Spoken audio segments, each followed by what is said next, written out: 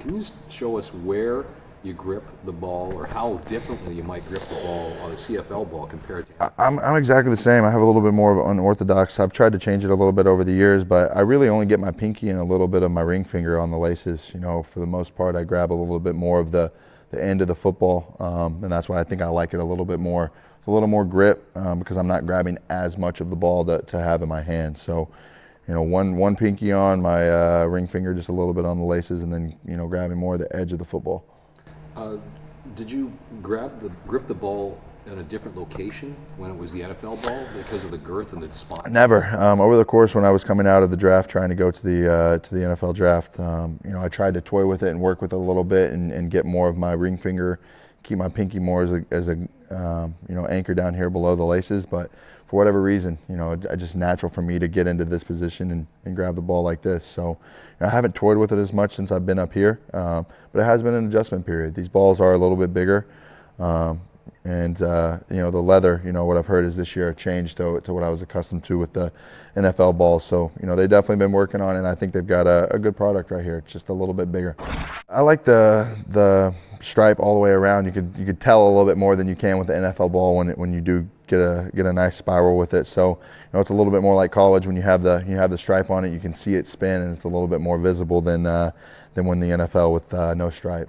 Yeah, just a little bit of I don't know, comfortability with the ball. I really like to be able to get the snap and be able to feel like I can really squeeze it and more of like a flatter surface. As you can feel on some of these newer balls, these bumps that you see are just a little, they get a little slippery. So I always kind of test it by that on how older or newer ball kind of slips out of your hand a little bit. And it happened to us a couple times in practice where, you know, these things get a little wet, get a little slippery, your hands may get a little sweaty, and it kind of just slips out. So, you know, I try to get many of these before the game and just try to spin them around in my hand a little bit, see how it feels, and, you know, see if it sticks more than it slips a little bit. Because once this leather gets broken in and it gets nice and a little bit older and it gets stickier, and, you know, depending on how the weather is, it's sunny a little bit, it gets a little hot, gets a little, you know, more sticky, and you're able to spin it a little bit better. You know, I've seen a multitude of quarterbacks come and take a ball straight out of a wrapper and throw it like, you know, it's you know, a beat up ball from the backyard. Just for whatever reason with me.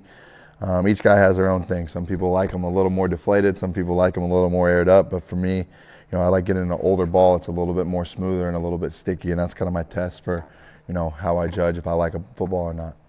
You mentioned Mississippi mud. How does that fit in? I guess in practice you can apply that, but is that something that you can do in games? Obviously, because you don't have control over the ball. Yeah, you know, I make sure I get in here on days like today and go in the equipment room and kind of sit there and pick the 12 or 13 best balls that we have, so we, you know, don't get into a game situation in a crucial moment and get a ball in that, you know, you really wouldn't like if the game was on the line. And you know, you don't think about it too much, but, you know, just the comfortability of grabbing it and having it in your hand and knowing that there's confidence in having that ball in your hand is, you know, is ultimate. You can definitely take some what we call the Mississippi mud, and you're able to just apply it on the ball and get a brush. And it takes probably about an hour and a half for each ball to be able to really get it, and it starts to darken the leather up, make the ball a little darker and a little bit more weathered, you know, instead of having to go through a couple weeks of practice till these balls get that way on their own. So, you know, we're in the process of getting that here. You know, I think bouncing around a couple new places, you know, the balls sometimes are a little bit different, but, you know, I've definitely let the guys like G and our equipment guys know that,